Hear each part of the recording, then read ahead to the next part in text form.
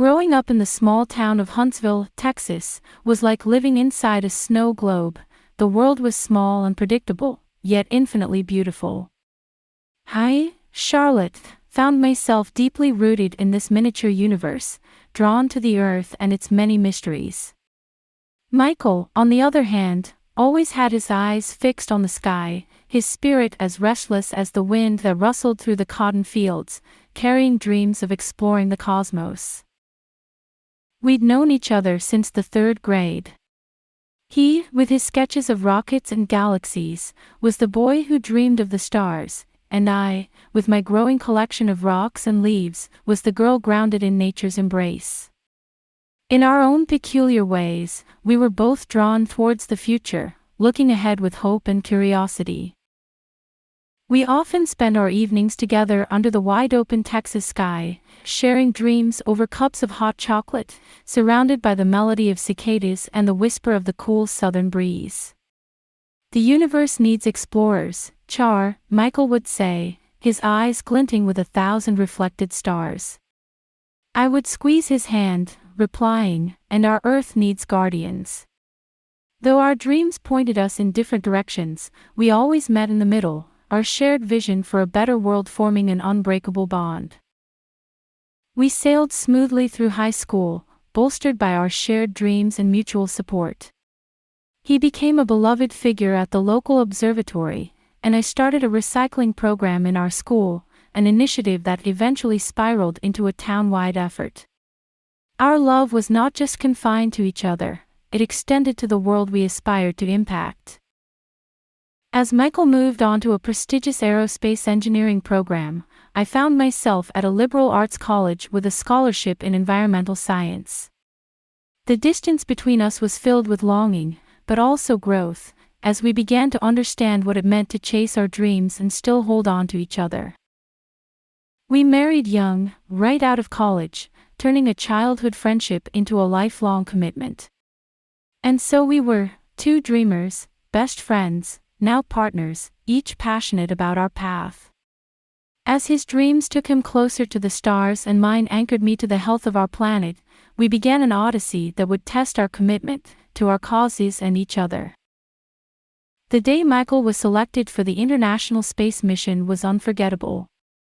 He'd been applying for years, weathering the intense competition and exhausting training sessions, always holding on to the dream that had shaped him since childhood.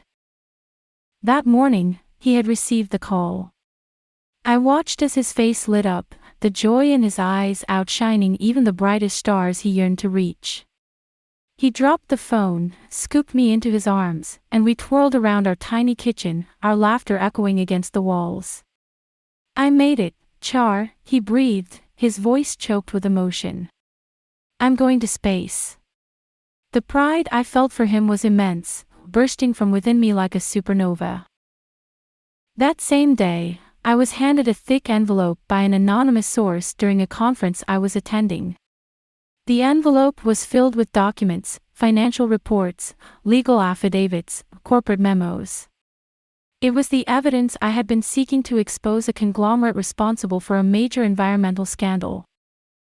As I pored over the documents late into the night, a strange sense of harmony filled me.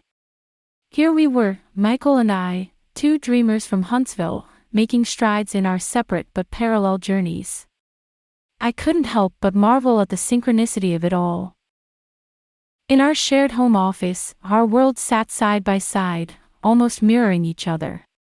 His desk was strewn with maps of the stars, intricate blueprints of spacecraft, and miniature models of rockets. Mine was filled with environmental journals, legal case studies, and an ever-growing pile of the conglomerate's files. We were 2 halves of a whole, our lives inextricably intertwined. We spent the next few weeks preparing for our respective missions, he, for the endless expanse of space, and I, for a monumental legal and environmental battle. The energy in our home was electrifying, fueled by late-night discussions, shared hopes, and the undeniable thrill of dreams on the verge of becoming reality. However, as Michael prepared for his journey to the stars, and I dove deeper into my investigation, little did we know that our lives were about to be shaken by a discordant note, a truth that could tear our worlds apart. The truth lay nestled among a forest of documents, silently ticking like a time bomb. It was a late evening when I stumbled upon it, working by the light of my desk lamp, my only company being the rhythmic ticking of the wall clock. It was a hidden connection buried in the abyss of fine prints and corporate jargon. The conglomerate I was battling had a subsidiary, and this subsidiary was a significant contributor to the International Space Mission's funding. My world tilted. Michael's dream, his lifelong aspiration, was tethered to the same monster I was determined to expose. It was as if the earth beneath my feet had shattered, sending me into a free fall. "Is everything all right, Char?" Michael asked, walking into the room. He had just returned from another round of pre-mission training, his eyes clouded with exhaustion but still holding the spark of excitement. I was frozen in place, the damning document held in my trembling hands. Could I crush his dreams with the truth I held? Or should I bury this devastating revelation deep within my heart? "Charlotte." His voice echoed again in the dimly lit room.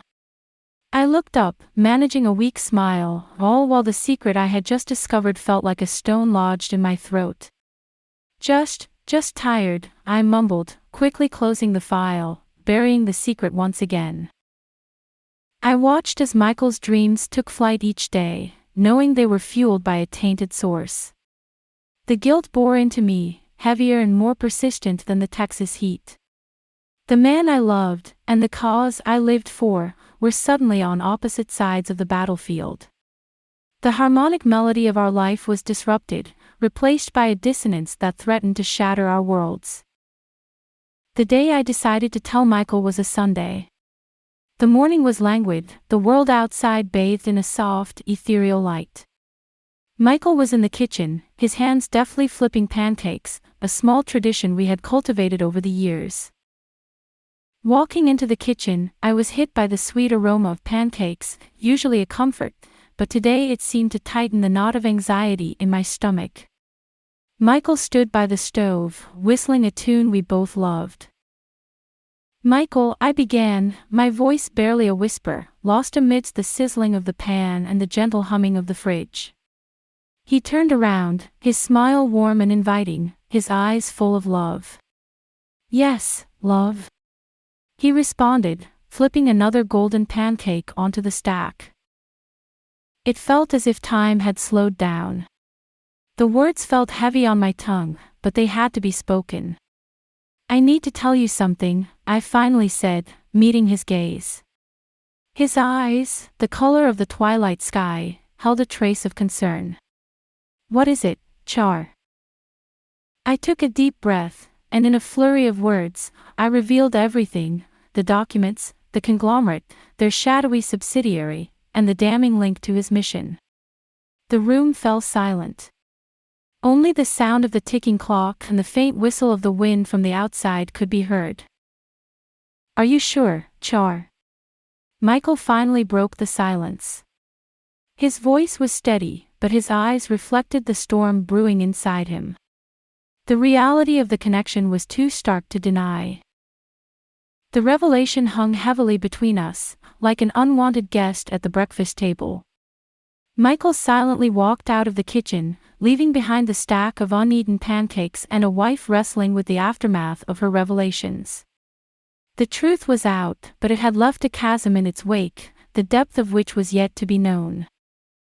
The days following the revelation were shrouded in a gloomy silence that even the bright Texas sun couldn't dispel. Our home, once filled with shared dreams and laughter, was now echoing with unsaid words and unaddressed feelings. Yet amidst the chaos, Michael's decision stunned me. "I've decided to withdraw from the mission, Charlotte," he declared one morning, his voice laced with a calm resolve that was heartbreakingly beautiful. The sun streamed in through the window, casting an ethereal glow on his face, mirroring the strength of his decision. "Michael, you can't be serious. It's your dream." I protested, my heart sinking at the thought of him giving up everything he had worked for. But he just shook his head, his determination unwavering. Our dreams are important, Char, he said, coming over to take my hands in his, but not at the cost of our principles. I won't be part of something that harms the planet we both love. There was a profound sadness in his eyes, but also a flicker of hope. In the eye of the storm, Michael's choice became our beacon. The press got wind of his decision, and we were soon thrust into the limelight. He, the astronaut who gave up his dreams for the planet, and I, the environmentalist who wasn't afraid to reveal the truth. Yet, the love and respect we held for each other didn't waver. We withstood the public scrutiny and the relentless media attention together, standing tall against the torrent of criticism and intrigue. We found solace in our shared values, in our quiet conversations in the dark, and in the unspoken understanding that our love was strong enough to weather any storm. Love, truth, and the courage to do what's right. We have them all, Char, Michael whispered to me one night, his arms a comforting presence around me. His words were my anchor, his faith in us, my strength. And thus, we faced the storm, ready for whatever lay ahead. In the end, our journey became more than just our personal struggle. It evolved into a public narrative, a poignant testament to the power of truth and integrity. Our lives had transformed into an open book, each chapter scrutinized by the world, but the story was ours to tell and ours alone. Our friends, Ben and Lisa, became the secondary characters in our unfolding saga. Ben, a journalist with a heart of gold, used his skills and network to help expose the conglomerate's environmental scandal, putting his career on the line for the truth.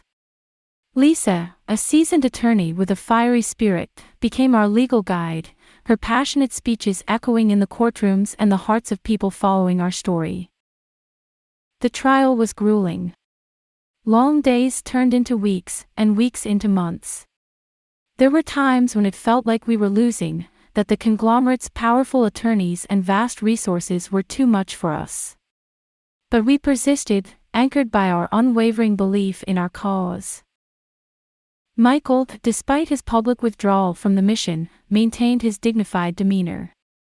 His voice, strong and steady, resonated in the courtroom, sharing his love for space exploration and his determination to ensure it was not tarnished by unethical practices. His words reminded everyone that dreams should inspire, not exploit. I bore my heart in front of the jury, sharing our journey, our discovery, and the heart-wrenching decision that we had to make. As I spoke, I felt the courtroom holding its breath, the weight of our story settling upon everyone present. The verdict came on a sunny afternoon. The judge declared the conglomerate guilty, their wrongdoings exposed and their impunity shattered. Outside the courtroom, the sky was a brilliant blue, the sun a bright witness to our triumph. In the end, we became symbols. Not of a perfect life or a fairy tale love story, but of the power of integrity and the strength of love that binds two people together, even when they are torn apart by circumstances. We stood there, in the eye of a whirlwind of cameras and reporters, hand in hand, ready to face whatever comes next. Our journey was far from easy, filled with heartbreaks and trials.